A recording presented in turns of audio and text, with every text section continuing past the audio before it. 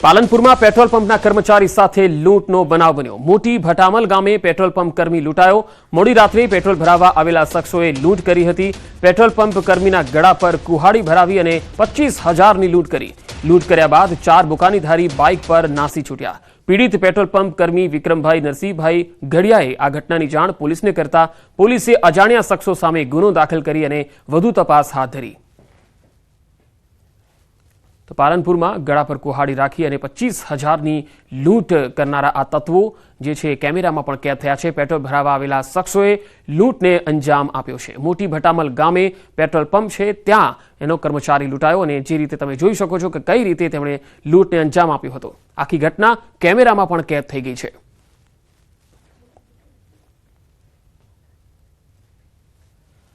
રાજકોટ શહેરમાં વધુ એક અકસ્માતની ઘટના બની। ગોંડલ રોડ માલધારી ફાટક પાસે અકસ્માત થયો। ટ્રેક્ટર અને બાઇક વચ્ચે અકસ્માત થયો।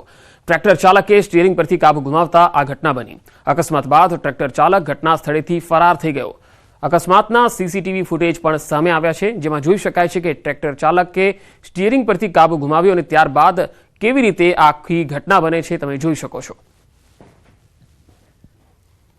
નર્મદામાં સ્ટેચ્યુ ઓફ યુનિટી વિસ્તારમાં રાત્રે દીપડો જોવા મળ્યો। રોડ પર દોડતા દીપડાનો એક વિડીયો વાયરલ થયો છે। કાર ચાલકે આ વિડીયો બનાવ્યો છે।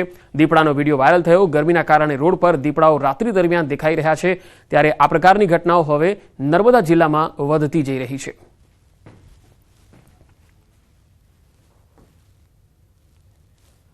ઉના શહેરની ગલીઓમાં સિંહણના આંટાફેરા। જસરાજ ટાઉનશીપમાં સિંહણના આંટાફેરા જોવા મળ્યા।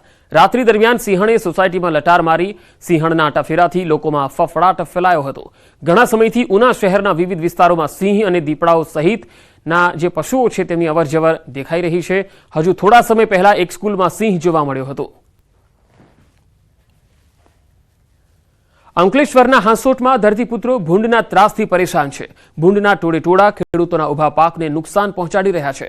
હાંસોટ પંથકમાં જંગલી ભૂંડ અને નીલગાયની સમસ્યાને કારણે ખેડૂતોની ઊંઘ હરામ થઈ છે। અંકલેશ્વર અને હાંસોટના 6 થી વધુ ગામોમાં જંગલી ભૂંડનો ત્રાસ એટલી હદે વધી ગયો છે કે ખેતરોને ભૂંડના ટોળાએ ઘર બનાવી લીધું છે। આ જંગલી ભૂંડ સામે બાથ ભીડવામાં ખેડૂતોને જીવનો ખતરો પણ છે। આ સમસ્યાનો ઉકેલ માટે સરકાર દ્વારા ખેડૂતોને કાંટાળી વાડ અને ઝાટકા મશીનની સહાય કરવામાં આવી છે પરંતુ ઝાટકા મશીનની પણ આ ભૂંડ પર કોઈ અસર નથી થતી। છેલ્લા 10 વર્ષથી આ ડુક્કરનો ભારે ત્રાસ હોવાને કારણે બહુ નુકસાન થાય છે અમને ને હવે છેલ્લા સરકારશ્રીનો બી અમને ઝટકા મશીન મળ્યું પણ તેનો બી હજુ કંઈ ઘાટા નથી। એ લોકો જૂનમાં આવે છે એટલા માટે એ પણ નથી સક્સેસ। ઘણા વર્ષથી શેરડીની ખેતી કરું છું। શેરડીની ખેતી કરું ડુક્કરના ત્રાસથી મારે શેરડી પાકતી નથી એના કારણે ઝટકા મશીન મૂક્યું। ઝટકા મશીનથી ડુક્કર એને પણ ગણતા નથી એના કારણે શેરડીની ખેતી ઘણી ઓછી થઈ ગઈ છે। મંજૂરી આપ્યા બાદ ખેડૂતોએ તાર ફેન્સિંગની કામગીરી પૂર્ણ કરવાની રહેશે અને ફાઇનલ થર્ડ પાર્ટી ઇન્સ્પેક્શનની ચકાસણી કરવાની રહેશે। આખરી જે કંઈ ચૂકવણું આપણે કરવામાં આવે છે એ થર્ડ પાર્ટી ઇન્સ્પેક્શન રિપોર્ટના આધારે કરવાનું રહેશે।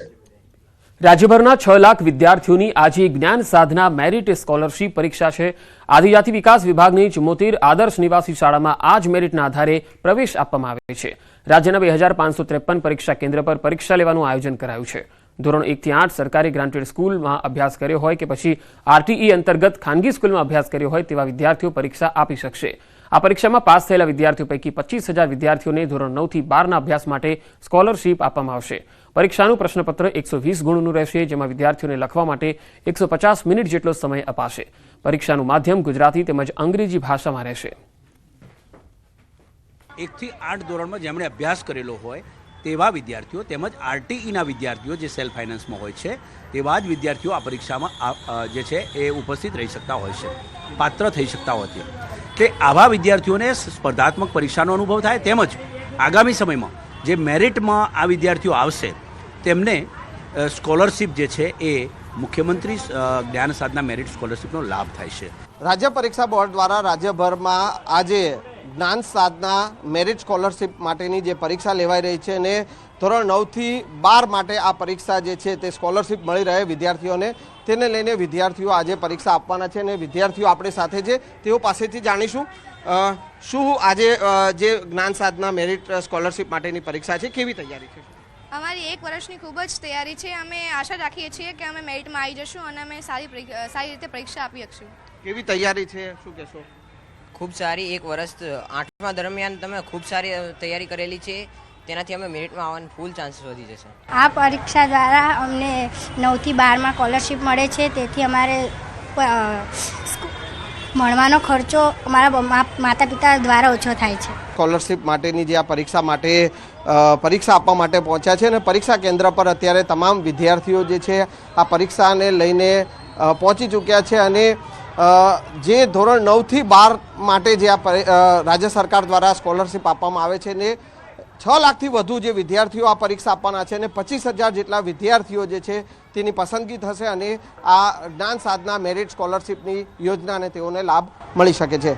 કેમેરામેન પંકજ મકવાણા સાથે સંજય ટાંક, ન્યૂઝ 18 ગુજરાતી, અમદાવાદ.